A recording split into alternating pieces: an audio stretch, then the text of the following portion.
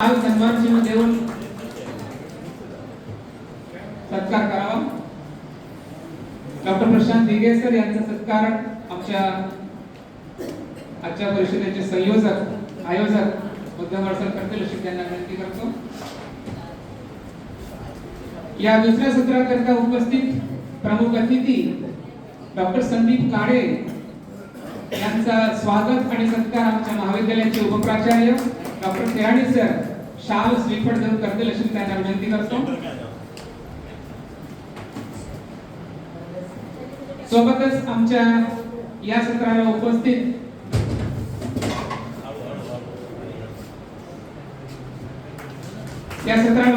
पुन्हा एक प्रमुख अतिथी डॉक्टर संतोष डाकरे सर यांचे स्वागत आमचे सहआयोजक गोरे सर शाल श्रीफळ देऊन त्यांचे स्वागत आणि सन्मान यथोचितपणे करतील अशी त्यांना विनंती करतो।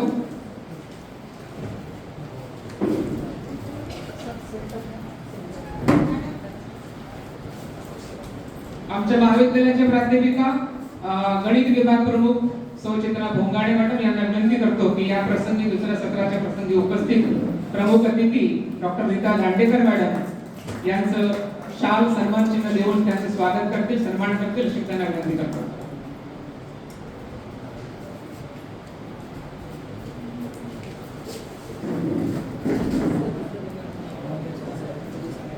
या प्रसंगी उपस्थित डॉक्टर राहुल पावणे सर यांचं स्वागत।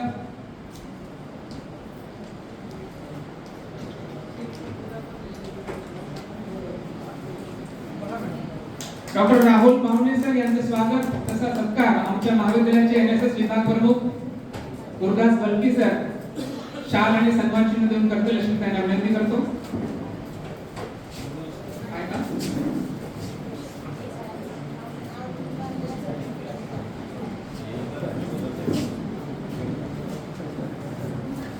या प्रसंगी उपस्थित प्रमुख अतिथी डॉक्टर रतन राठोड यांचा सत्कार तथा सन्मान बोधाने सर प्राध्यापक डॉक्टर बोधाने सर करतील अशी त्यांना विनंती करतो।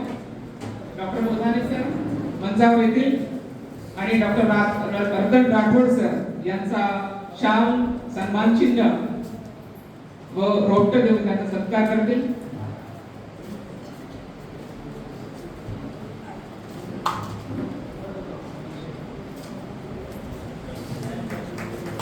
या प्रसंगी उपस्थित प्रमुख अतिथी माननीय डॉक्टर वकील शेख यांचं स्वागत आमच्या महाविद्यालयाचे प्राध्यापक डॉक्टर मुजे सर शाल तथा सन्मान चिन्ह देऊन करतील अशी त्यांना विनंती करतो।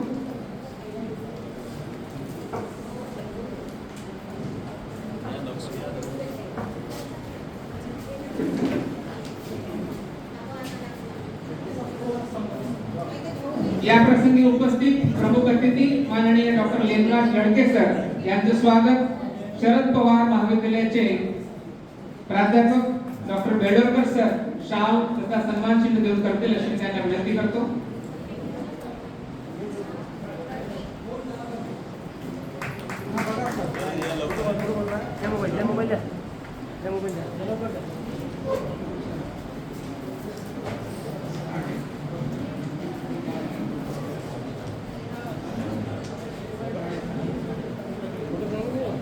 या प्रसंगी उपस्थित प्रमुख अतिथी प्राध्यापक डॉक्टर झाडे सर यांचे स्वागत प्राध्यापक डॉक्टर कोबराडे सर शाल तथा सन्मान चिन्ह देऊन करतील अशी त्यांना विनंती करतो।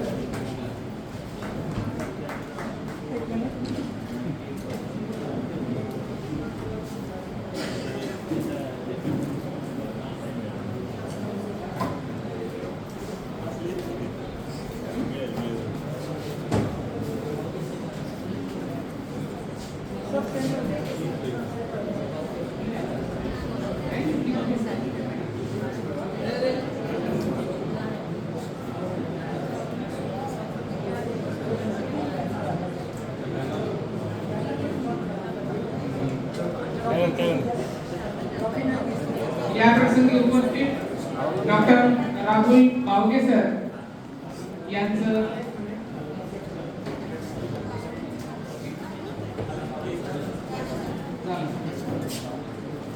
तर मंचावर उपस्थित सर्व सन्माननीय अतिथी, अध्यक्ष तथा या सत्राकरता उपस्थित जे नियोजित वक्ते आहेत, आपल्या सर्वांचं मी पुन्हा एकदा स्वागत करतो.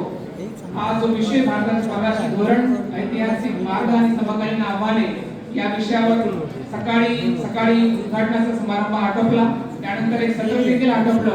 एक आणि संपूर्ण ह्या दोन्ही सत्रामध्ये ह्या विषयाच्या वेगवेगळ्या जे अंग आहेत, वेगवेगळे जे डायमेन्शन्स आहेत, त्याच्यावर सांगोपांग अशा प्रकारचं मार्गदर्शन आणि विचारमंथन आपल्यासमोर सुरू आहे. मी त्यांना आमंत्रित करतो. माननीय डॉक्टर प्रशांत आर्वे सर यांना मी विनंती करतो की त्यांनी या प्रसंगी आपली भूमिका मांडावी आणि आम्हा सर्वांना मार्गदर्शन करावं. All the honorable guests present on dais, the honorable principal of this college, dear Barkat sir, all the scholars, dignitaries, and my friends. We had a discussion with VK sir that I am going to take just 5 minutes. 5 minutes VK sir and then valedictory function. Before dwelling deep into this entire discourse, I would like to mention the keynote speaker, Parimal Maya Sudhakar sir, who just deal with a comprehensive idea of this entire conference. Secondly, my another friend, Pankaj Phonse, put a different angle, that international relations, geopolitics, and technology. This was the second angle. I am going to deal today the third dimension, that is how a culture can be the very crucial component in international relations. Culture international रिलेशन्सचा भाग होऊ शकतो का आणि त्याचा काय परिणाम जिओपॉलिटिक्स मध्ये होतो, अशा अँगलनी वेगळी मंडळी मी 5 मिनिटातच करणार आहे, वेळ कमी आहे. मित्रांनो, 1992 मध्ये रॉबर्ट पुटनमनी, जो हॉवर्डचा प्रोफेसर होता, रॉबर्ट पुटनमनी ही एक कॉन्सेप्ट दिली, त्याला म्हणतात सोशल कॅपिटल. आणि सोशल कॅपिटल ही जी कॉन्सेप्ट दिली, ह्या कॉन्सेप्टचं जे मूळ होतं ते मूळ होतं कल्चर. वेळ नाही आहे, मी 1937 च्या अँटोनियो ग्राम्स्कीच्या कल्चरल मार्क्सिझम कडे वगैरे जाणार नाही, कारण त्याच्या मांडणीचा आधारही कल्चर आहे. ज्या कल्चरला मूळ मार्क्सवादामध्ये स्थान नव्हतं ते अँटोनियो ग्राम्स्कीने आणलं, पण रॉबर्ट पुटनमची मांडणी वेगळी. रॉबर्ट पुटनम असं म्हणतो की कल्चरली जेव्हा कल्चर आधार आपण ठेवतो, द सिव्हिलायझेशन रूट्स आपला बेस आपण जेव्हा धरतो, तेव्हा एक सोशल कॅपिटल क्रिएट होतं. When you say capital, we must not forget that capital is always monetized. आणि जिओपॉलिटिक्स मध्ये हे सोशल कॅपिटल कसं काम करतं आणि त्याचं मूळ कल्चर कसं काम करतं, हा तिसरा अँगल आपण बघूया. मुळात रॉबर्ट पुटनमची जी मांडणी आहे सोशल कॅपिटलची, तो असं म्हणतो 1992 मध्ये कार्नेगी फोर्ड फाउंडेशननी फंड केल्यानंतर त्यांनी एक रिपोर्ट प्रसिद्ध केला होता 1992 चा. तो असं म्हणतो की जगामध्ये ज्या देशाचं सोशल कॅपिटल स्ट्रॉंग आहे, त्या देशाला इंटरनॅशनल रिलेशन मॅनेज करणं जास्त सोपं आहे. पण हा एक अँगल झाला, तो काही पूर्ण वास्तविक अँगल नाही आहे. तोच काही त्याची मांडणी जी आहे त्याच्या बरेच सारे रिपरकेशन आहे. पण त्याच्या दृष्टीने युरोप आणि अमेरिका हे सोशली बँकरप्ट आहे.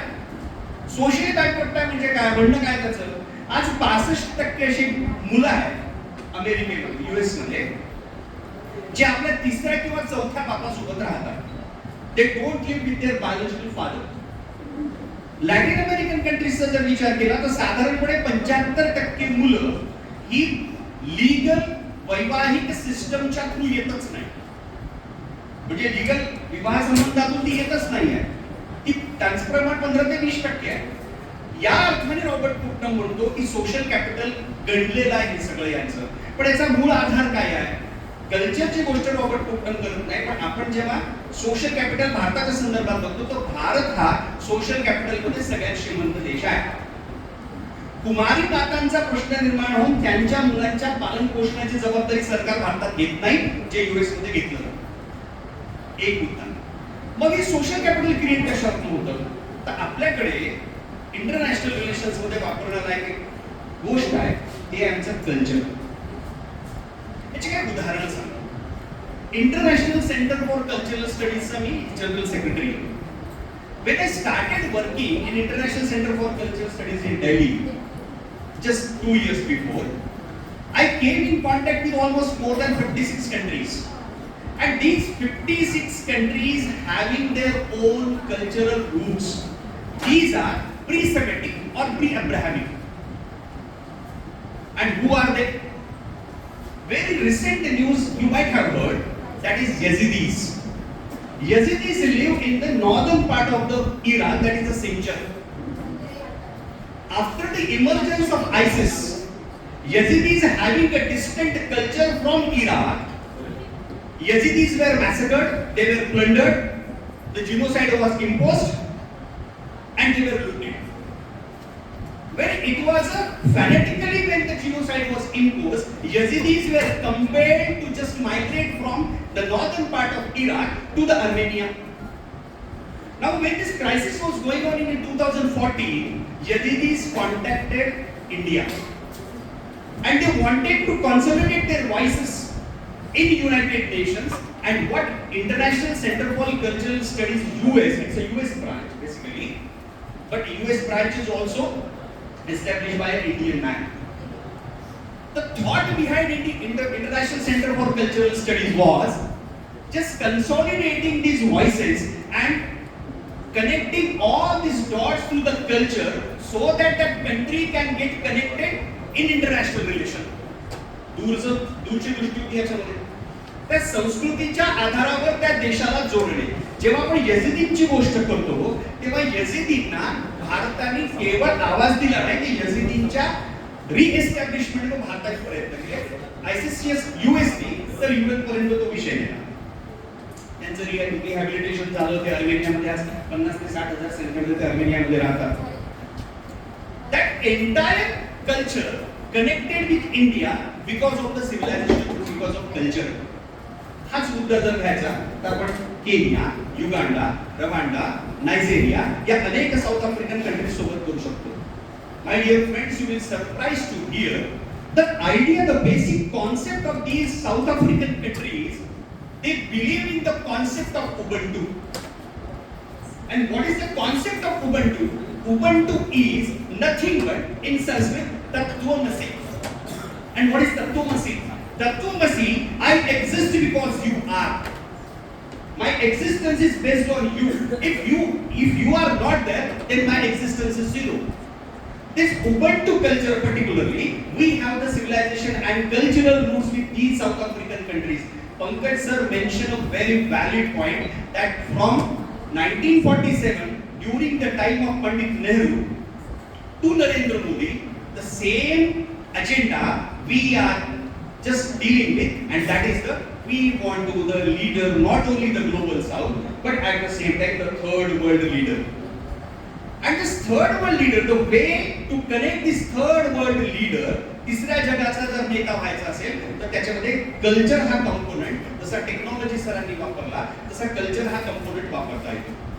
मी जसं म्हटलं की दक्षिण आफ्रिकेतल्या अनेक देशांचे आमचं हे कल्चरल रूट आहे की तत्वमसी and ubuntu. These two concepts are same. When we talk about Armenia and India is having a very strong bonding. And what is the relation? What is the reason? Again, culture. And what is the culture? They are the sun worshippers. They call themselves as the sun worshippers of Armenians are sun worshippers. They still have it. It is also what we can say BC culture or pre-Semitic culture. And Armenians also follow the way that we follow. I mentioned Yazidis. Yazidis do the circumambulation that we do in our temples. When we go for lightening the lamp, there is a mayur. त्याच्या वर आहे, आपण मयूर दिवा म्हणतो त्याला. Mayur is the major deity for Yazidis. त्यांच्यातले काही असं म्हणतात की आम्ही कार्तिकेयाचे वंशज आहोत. येझिदींपैकी काही नेत्यांचं असं म्हणणं आहे की आम्ही कार्तिकेयाचे वंशज आहोत, कारण मयूर दिव्यातला हा जो मयूर आहे, माझ्याकडे माझ्या कॉलेजला जेव्हा मी खदीरला बोलवलं, जो येझिदी आहे, कारण ICCSचं काम असल्यामुळे अनेक डेलिगेशन्स येतात, जेव्हा खदीर आला आणि दीप प्रज्वलन करायला गेलो तर खदीरने डायरेक्ट साष्टांग लोकांनाच घातलं दिवस. म्हटलं हा का करतोय, तर त्याच्यावर असलेला मयूर ही त्यांची प्रमुख देवता आहे येझिदींची. तर cultural connect can be a most important component also. This is the third dimension that I am mentioning. Yazidis, Armenians, then Lithuanians are there. Lithuania is also strongly connected with India, and because of the language. My dear friends, you will be surprised to know 60% of words in Lithuanian culture are imported from Sanskrit. Most of the words are very common. There is so many commonalities are there. And that's why Lithuania, Armenia, Mayan, Aztec, Kiva, Indonesia, Cambodia, Uganda, Nigeria, Kenya, these all third section of the world that we are going to lead, that word can be connected with that, you can call it in a international relation as a soft power, but this word can be connected with third component that is a culture. मग याच्या सोबत आम्हाला software मध्ये काय काय आहे, that we have done. वेळ कमी आहे, विकसनात माझ्याकडे लक्ष आहे, त्यांना 5 मिनिटं कमिट केली आहे. दुसरं त्याच्यात काय करायचं आहे की जेव्हा आम्ही वसुधैव कुटुंबकम म्हणतो, तर केवळ वसुधैव कुटुंबकम ही केवळ कल्पना नाही. One word, one family, one future, that is our agenda. But at the same time there one more component of culture, that is a dharma. I was discussing with Pankaj sir. There may be differences on the definition of dharma. While we say dharma, not religion, we are saying dharma. When we say dharma, dharma is a dhareti dharma किंवा dhareti dhamma. हे जेव्हा मी धर्म धारण करण्याची गोष्ट करतो, तेव्हा dharma is a righteousness, dharma is a compassion, dharma is a cosmic law, and dharma is a way of living. This different meaning, this different perspective of dharma with imposed और applied in international relations through culture, that is also can be beneficial for creating a bond between third world countries and India. I think in that sense, म्हणजे मी विजया देशपांडेला एक coat करतो आणि नंतर संपवतो. विजया देशपांडेंचे एक खूप चांगला आर्टिकल आहे, रिसर्च पेपर आहे. त्या रिसर्च पेपरचं टायटल आहे medicine was the carrier of Buddhism in China. चायनामध्ये बुद्धिझम आणि चायना आणि भारताचे कल्चरल बॉन्डिंग क्रिएट होण्याचं कारण होतं मेडिसिन. अनेक बौद्ध मंक आपल्यासोबत मेडिसिन घेऊन गेले आणि त्याचे अनेक दाखले आपल्याला मिळतात. एक दाखला असा आहे सर, एका विद्वानाला संस्कृतच्या आणि आयुर्वेदाच्या विद्वानाला उचलून नेण्यासाठी शिंजो राजाने 70,000ची सेना पाठवली एक स्कॉलर न्यायसाठी. ही चायनाची तयारी होती की स्कॉलर पाहिजे कोणत्याही कडे, तर ही चायनाची तयारी होती. तर China, when we are discussing that China is a threat in coming time, all my senior fellows talk about that. Parimal Nayak, Sudhakar sir very comprehensively mentioned. So can we think that culture, that pharmaceuticals, that Ayurveda, that yoga and dharma, though China don't believe in the concept of dharma being a communist, पण तरी सुद्धा मूळ जो धारण करण्याच्या धर्माविषयी आपण बोलतो त्याच्या डेफिनेशन मध्ये थोडी टेक्निकॅलिटीज होऊ शकते. पण कल्चरल बॉन्डिंगनी देश जोडून एका तिसऱ्या जगताचं निर्माण आपण करू शकतो का, हा आजच्या when we are thinking the reassessment, rethinking and re-establishment of geopolitics or cultural relations, that I think this is a wider angle that we can connect all the dots through the culture. I thank you very much for inviting me here. Thank you Varkar sir, thank you Uttam sir and all the dignitaries for taking your 3 minutes more. Thank you. Thank you so much sir for sharing your insights with us. It was really a very thought-provoking and engaging talk. Doctor Prashant Arve सरांचे खूप खूप धन्यवाद. यानंतर दुसरे वक्ते माननीय doctor Prashant गेगे sir यांना मी विनंती करतो. आदरणीय व्यासपीठ, परराष्ट्र धोरणाचा भूमिका मांडत असताना सांस्कृतिक आणि म्हणजे ऐतिहासिकांसाठी समर्थन केलं असं मी म्हणेन. पण IPS अजेंडा जो आपल्याला पुढे न्यायचा येणे त्याचं समर्थन आमच्या मित्रांनी करून पुढे नेण्याचा एक प्रयत्न केलेला आहे. तर म्हणजे परराष्ट्र धोरणाच्या संदर्भामध्ये आदरणीय परिमल सरांनी ते 4 टप्प्यामध्ये भारताचं परराष्ट्र धोरण कशा कशा पद्धतीने पुढे गेले आणि हे करत असताना त्याची आव्हानं काय आहेत त्यावर त्यांनी उल्लेख केला. त्याबद्दल आव्हानाचा उल्लेख करत असताना 1-2 आव्हानाचा मी डिटेल्समध्ये उल्लेख करण्याचा मी प्रयत्न करेन. कारण विज्ञान आणि तंत्रज्ञानाचा दोघांचाही वलसे सरांनी आणि परिमल सरांनी उल्लेख केला आणि मग त्याच्या आव्हानाच्या दृष्टिकोनातून थोडक्यात एक 5 मिनिटांमध्ये मी तुमच्यासमोर संवाद साधण्याचा मी प्रयत्न करेन की भारत हा महाशक्ती होतो आहे. या दृष्टिकोनातून भारताचं परराष्ट्र धोरणची वाटचाल चालू आहे असं काही लोकांचं म्हणणं. परंतु भारताच्या परराष्ट्र धोरणामध्ये विकसित होत असताना भारताच्या परराष्ट्र धोरणाच्या विकसित असताना विकासाचे डायमेन्शन काय काय आहे, त्यामध्ये त्या डायमेन्शन मध्ये आपण कुठं आहे, जागतिक पातळीवरचं आपण एकंदरीत आर्थिक अनालिसिस केलं इथं आणि आपण महाशक्तीच्या दृष्टीने वाटचाल करत असताना आपल्या देशाची वाटचाल कुठे आहे ही आपण तपासतो. आपण जगामध्ये जे महाशक्ती ज्याला म्हणतोय ते अमेरिका, त्या अमेरिकेचा $1 ट्रिलियन अर्थव्यवस्था किती आहे, 13.53 ट्रिलियन, 30.53 ट्रिलियन डॉलरची अर्थव्यवस्था त्यांची आहे. आपण दुसरी ज्यांच्याशी आपण स्पर्धा करण्याचा प्रयत्न सातत्याने करतो तो म्हणजे चायनाचा करतोय. 19.34% त्यांची ट्रिलियन डॉलरची अर्थव्यवस्था आहे. त्यानंतर आपण जर्मनी, जपान आणि 5व्या नंबरवर आताच मी जे तपासलं 5व्या नंबरवर आपण महाशक्तीच्या दृष्टिकोनातून डायमेन्शनचा विचार करत असताना आपण आहे.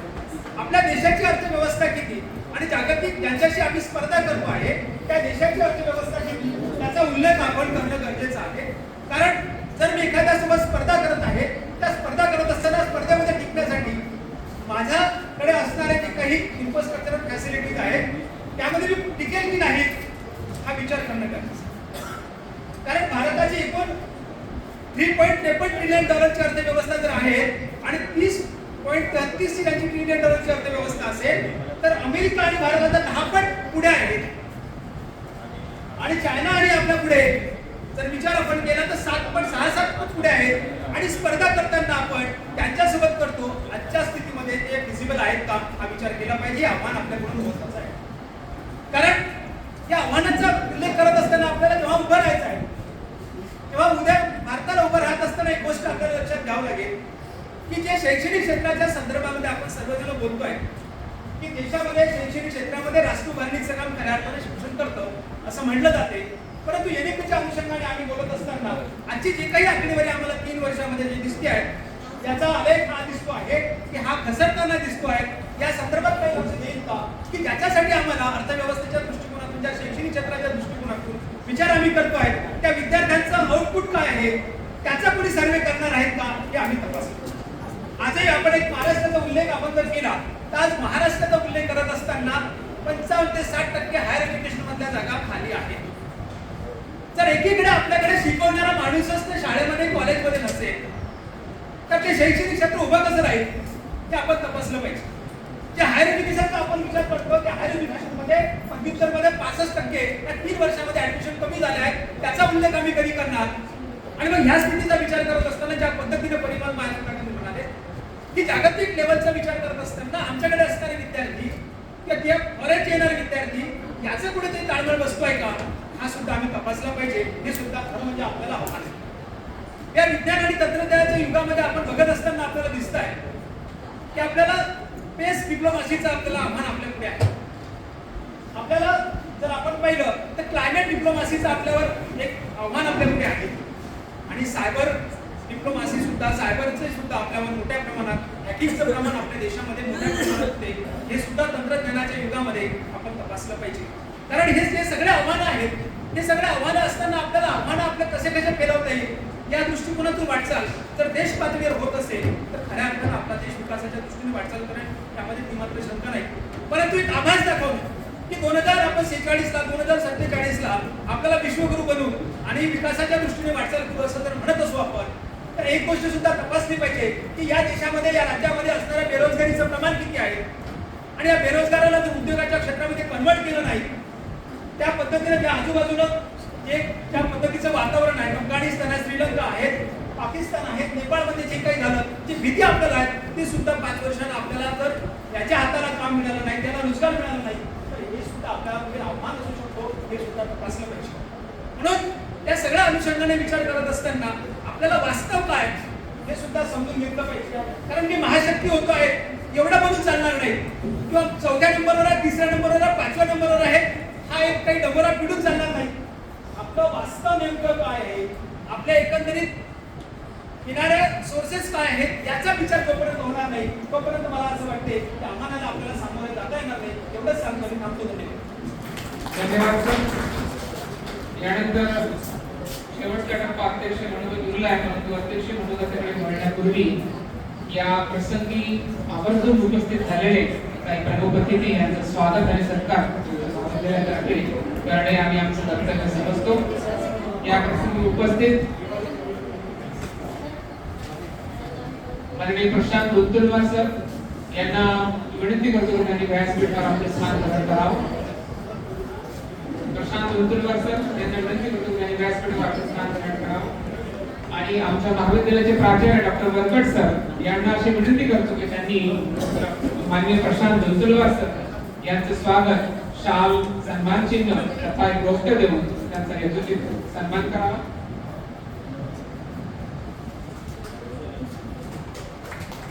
सोबतच या परिषदेच्या निमित्तानं उपस्थित असलेले एक प्रमुख अतिथी डॉक्टर प्रशांत ठाकरे सर यांना अशी विनंती आहे की त्यांनी देखील पुढे यावं आणि प्राध्यापक उद्धमार सरांना विनंती की त्यांनी डॉक्टर प्रशांत ठाकरे सर यांचं शाल, वरकट सरांना अशी विनंती की त्यांनी डॉक्टर प्रशांत ठाकरे सर यांचं शाल, सन्मान चिन्ह देऊन त्यांचा सन्मान करावा.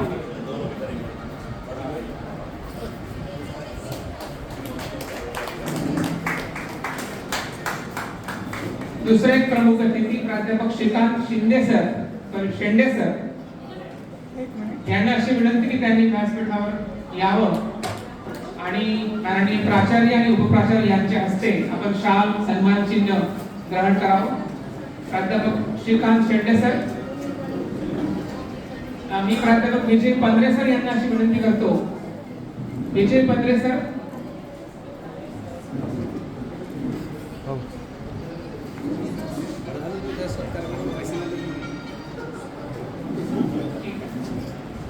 धन्यवाद सर. यानंतर आपण ह्या सत्राच्या अध्यक्ष मनोगताकडे वळूया. यासाठी या दुसऱ्या सत्राचे नियोजित अध्यक्ष डॉक्टर नियाज अहमद अन्सारी इथे उपस्थित आहेत. मी त्यांना विनंती करतो की त्यांनी आपलं अध्यक्ष मनोगत या निमित्तानं या सत्राच्या विषयाच्या निमित्तानं मांडावं.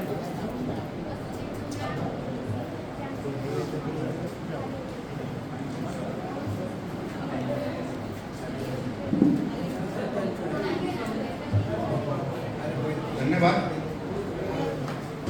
आदरणीय मंच पर विराजमान अनुभव, हमारे प्रिय प्राध्यापक साथी, प्रिय छात्राओं, मैं सर्वप्रथम इस महाविद्यालय का और आयोजक मंडल का हृदय से धन्यवाद ज्ञापित करता हूँ कि आपने मुझे राजौरा में तीसरी बार अवसर दिया और ये मेरी हैट्रिक है. उम्मीद करता हूँ आप मुझे भी और हमारे और साथियों को भी बुलाते रहेंगे और हम भी जब भी आपको बुलाएं तो आप अवश्य हमारे मध्य प्रदेश में आए. आपका स्वागत है.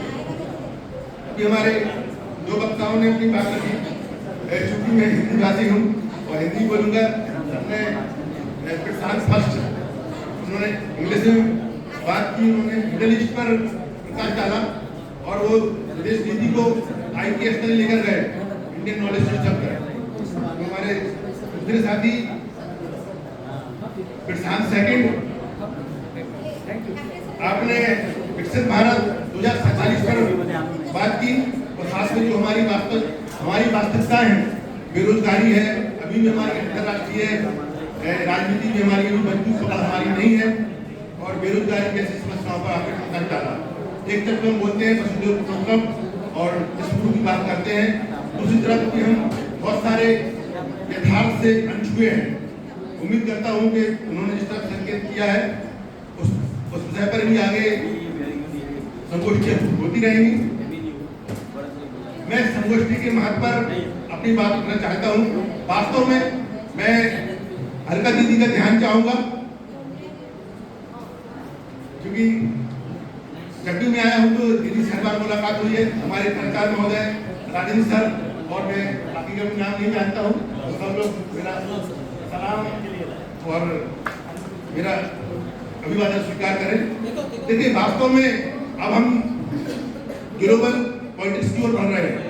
अब हम सिर्फ इतिहास, राजनीति, भूगोल और शास्त्र पढ़ के ही हम विश्व गुरु नहीं बन सकते हैं। हमें विदेश नीति की तरफ गहराई से सोचना होगा।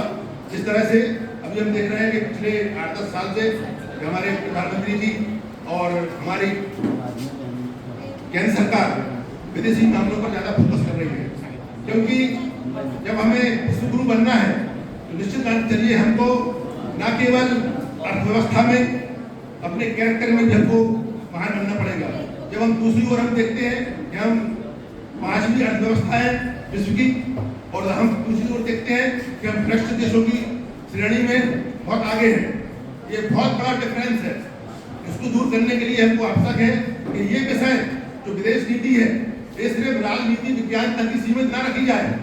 इसको इतिहास में, भूगोल में, साइंस में, कॉमर्स में सबको ऐड किया जाए। अब ये जमाना 21वीं सदी का है, तो उम्मीद करता हूँ कि जैसे भी हमारे यहाँ मध्य प्रदेश में राष्ट्रीय शिक्षा नीति लागू हो गई है 2020 से, साथ मध्य प्रदेश पहला राज्य है जिसने नई शिक्षा नीति को अपनाया है। बहुत सारे राज्य अभी पेश में है कि लागू करें कि नहीं करें, लेकिन आने वाले समय में वो सब जगह लागू होगी। तो उसमें यही किया जा रहा है कि हमको ग्लोबली अपनी पोजीशन बनाना है।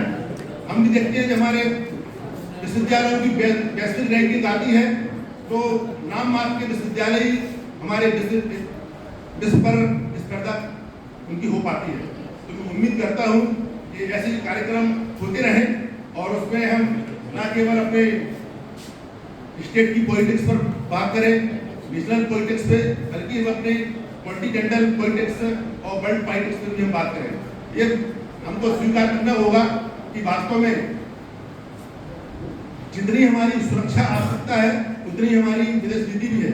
आप सबको शायद मालूम होगा, हमारा जो विदेशी व्यापार है वो 90% लगभग हिंद महासागर के रास्ते से होता है, समुद्री मार्ग से। तो हमें वहां भी ध्यान देने की आवश्यकता है। आपने देखा है समुद्री लुटेरे ये भी एक संकट उत्पन्न कर रहे हैं। अभी सिर्फ सीमा पार से आतंकवाद है, अब ये समुद्री आतंकवाद भी शुरू हो रहा है। तो हमें यहाँ भी ध्यान देने की आवश्यकता है। मैंने अपना पेपर बनाया था भारत और यूरोपीय संघ को लेकर, वो आपकी बुक में प्रकाशित भी हुआ है, उम्मीद उसको आप पढ़ेंगे। तो हमको ये ध्यान देना होगा। हम बात कर रहे हैं मेट्रो हर जगह मेट्रो रेल बन रही है। ये कोई अपनी जेब से नहीं बना रहा है, ये भी हम उधार लेकर बना रहे हैं। ये हमें ध्यान देना होगा कि जितनी भी हमारी मेट्रो मतलब हमारी परियोजना है, प्रोजेक्ट है, वो मैक्सिमम उनको फंडिंग कर रहा है यूरोपियन यूनियन। तो अभी हम कर्जे में भी डूबे हुए हैं। हमें उस कर्जे को भी अदा करना है और अपनी वास्तविकताओं से सामना करना है। अतः ये चूंकि बहुत महत्वपूर्ण विषय है, बात कहने को चूंकि बहुत सारी है, क्योंकि ये जब लंच की बात का सेशन होता है वो झेलना किसी के लिए मुश्किल होता है। उम्मीद है कि इस महत्वपूर्ण विषय पर हम सब विचार करें और इसको अपने विषय में जरूर ऐड करें। भले ही आप इंग्लिश के हो, हिंदी के हो, संस्कृत के हो, किसी भी भाषा के हो, फिलॉसफी के हो। अब हमको इसके साथ अगर हमको कंधे से कंधे मिलाकर बढ़ना है, हमें विदेश नीति को, अंतर्राष्ट्रीय संबंधों को उसमें शामिल करना होगा और इस पे समय समय पर कार्यक्रम आयोजित होते रहेंगे। ऐसे उम्मीद करता हूँ। मैं आप सबका पुनः फिर से हार्दिक धन्यवाद ज्ञापन करता हूँ कि आपका अवसर दिया। धन्यवाद। जय हिंद, जय भारत, जय शिवाजी महाविद्यालय और ये साथी महाविद्यालय और राजस्थान जो अपनी परिषद है। अच्छा लगा मैडम से मेरी बार बात हुई। मैं चाह रहा हूँ कि इसका विस्तार करें, जरूर उसको विदर्भ या महाराष्ट्र तक सीमित बदल के। ऐसे बहुत से लोग हैं जो आपके साथ मिलकर काम करने के इच्छुक है। तो उम्मीद करता हूँ परिषद इस पर ध्यान देगी। धन्यवाद। जय हिंद, जय भारत। धन्यवाद डॉक्टर नियाज अहमद अंसारी सर। हमें ये जानकर बड़ी खुशी हुई कि आप तीसरी बार हमारे महाविद्यालय में संगोष्ठी के अवसर पर आए और ऐसा ही आपका प्यार स्नेह भविष्य के लिए भी कायम रहेगा, इसी उम्मीद के साथ आपका बहुत बहुत धन्यवाद सर. यानंतर या कार्यक्रमासाठी काही नियोजित अतिथी यांचं उशिरा आगमन झालं, पण त्यांचं स्वागत करणे आम्ही आमचं कर्तव्य समजतो. या प्रसंगी इथे उपस्थित आहेत माननीय गुरुदास कांबळी सर, ते व्यवस्थापन परिषदेचे सदस्य आहेत. मी आमचे सहआयोजक डॉक्टर संजय गोरे सर यांना विनंती करतो की त्यांनी सन्मान चिन्ह आणि शाल देऊन माननीय गुरुदास कांबळी सर यांचा सन्मान तथा सत्कार या प्रसंगी करावा.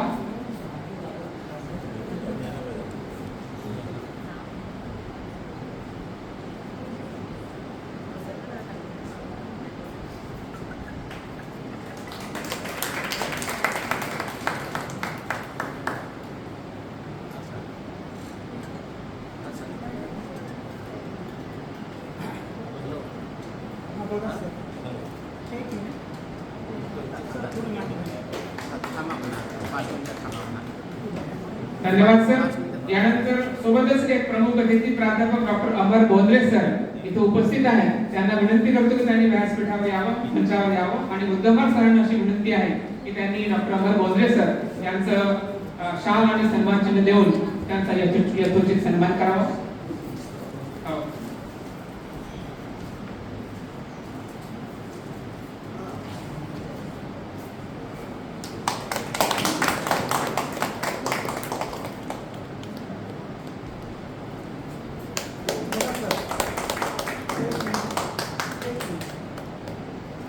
सोबतच एक प्रमुख अतिथी प्राध्यापक श्रीकांत शेंडे सर यांना देखील माझी विनंती आहे की त्यांनी मंचावर यावं आणि आमच्या महाविद्यालयाचे प्राध्यापक शेंडे सर यांना अशी विनंती की त्यांनी प्राध्यापक श्रीकांत शेंडे सरांचं शाल तथा सन्मान चिन्ह देऊन त्यांचा सन्मान करावा, सत्कार करावा.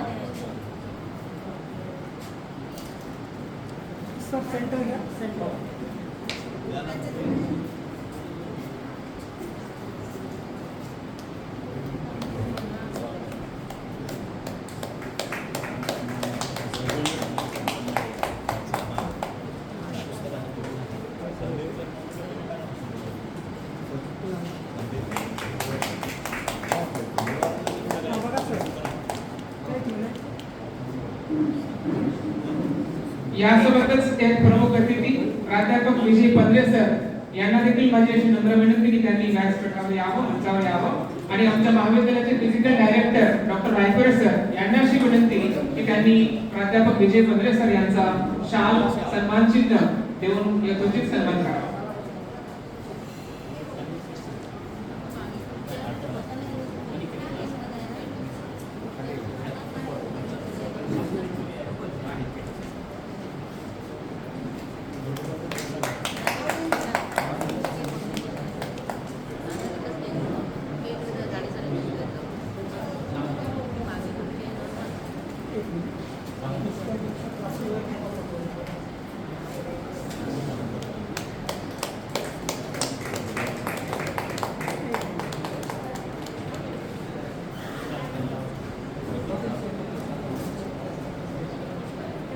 आजच्या ह्या परिषदेचा अगदी शेवटचा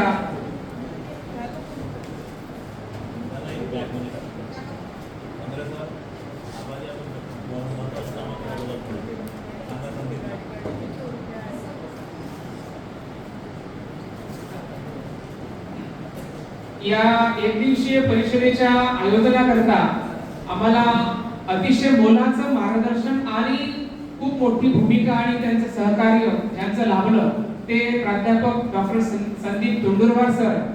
ते खरं म्हणजे आजच्या ह्या परिषदेसाठी उपस्थित होणार होते, परंतु काही अपरिहार्य कारणामुळे ते उपस्थित राहू शकले नाही. परंतु त्यांचं योगदान या कार्यक्रमाच्या आयोजनाकरता, या संपूर्ण परिषदेच्या आयोजनाकरता खूप मोठं आहे.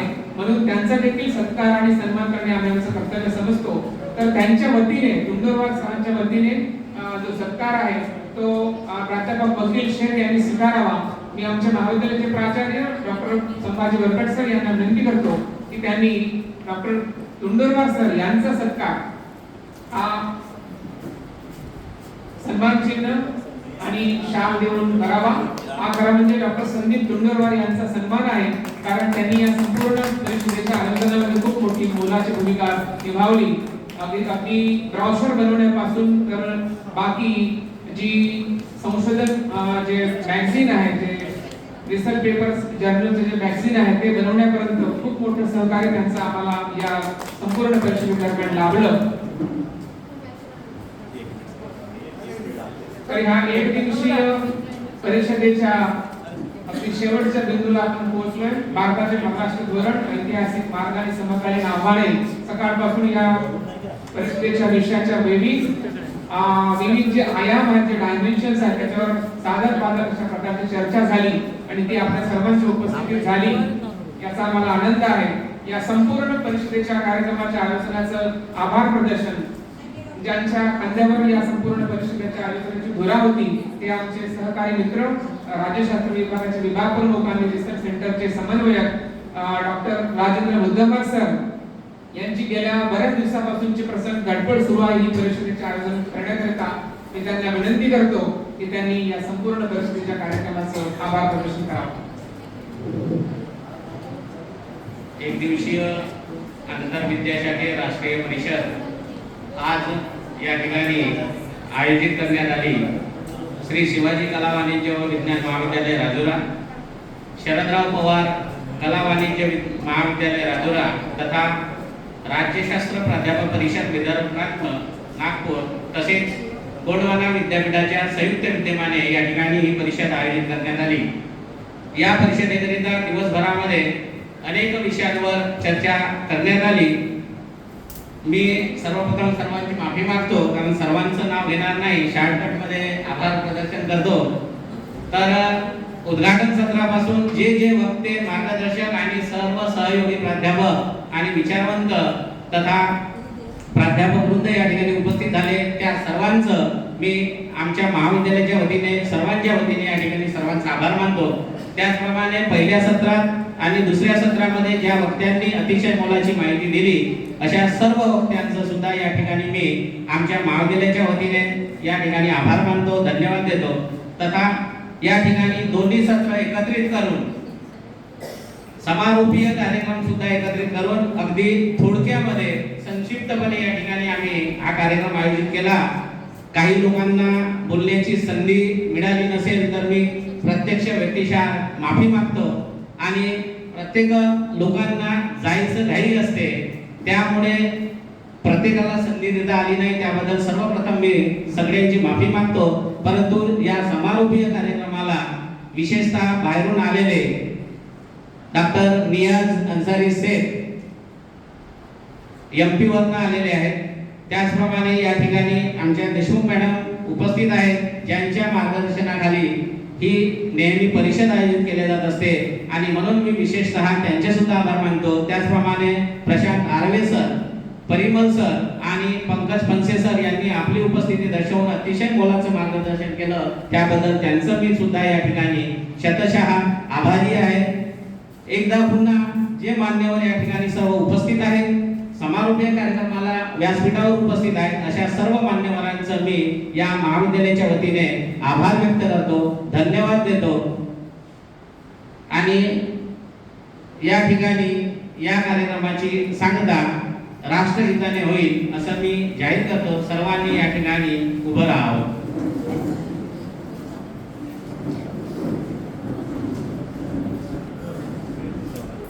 एक साथ राष्ट्रगीत शुरू करेंगे. शुरू कर.